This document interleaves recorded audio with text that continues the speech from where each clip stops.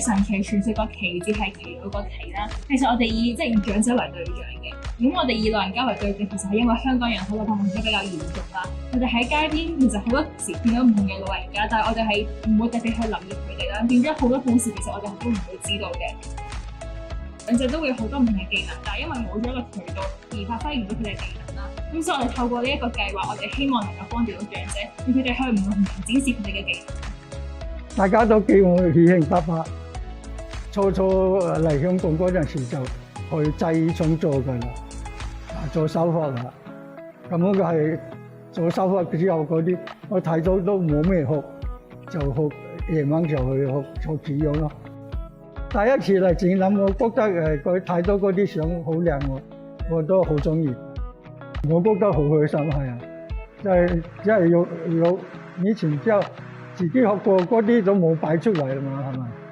咁樣係淨係可以同嗰啲影友嚇咁樣好分享嘅嘛。咁啊呢次又要擺出嚟俾人睇，要開心咯。我覺得佢要鼓勵叫嗰啲人、嗰啲學生多啲去學習呢啲嘢咯。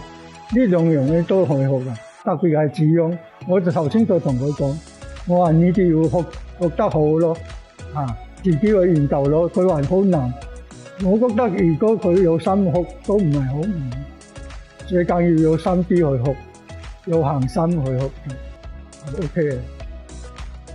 我係何伯伯，好多人嗌我做楊堅伯伯。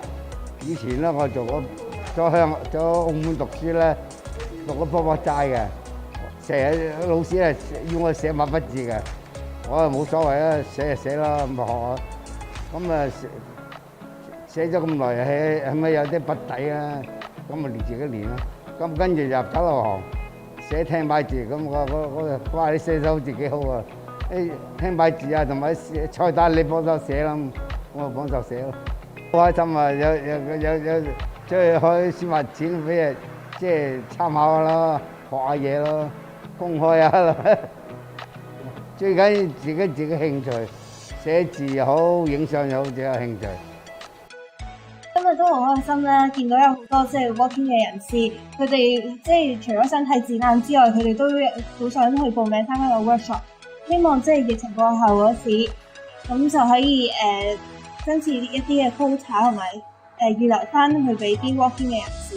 下一步就係除咗網站之外，就可能同一啲市集啊機構合作，例如可能俾一個攤位我哋喺市集入面去買一啲長者嘅product 咁樣啦，又或者其實可能係唔同區嘅社區中心或者長者中心係揾一個長者出嚟，我哋一齊合作，可能整一次展覽咁樣。其實可能唔止係長者嘅，甚至社會上唔同嘅階層，例如一啲弱勢嘅社群都有好多唔同嘅故事可以分享出嚟嘅。咁其實我哋希望以長者為一個開始啦，繼續推廣一個計劃，俾唔同人嘅故事都可以俾更多人知。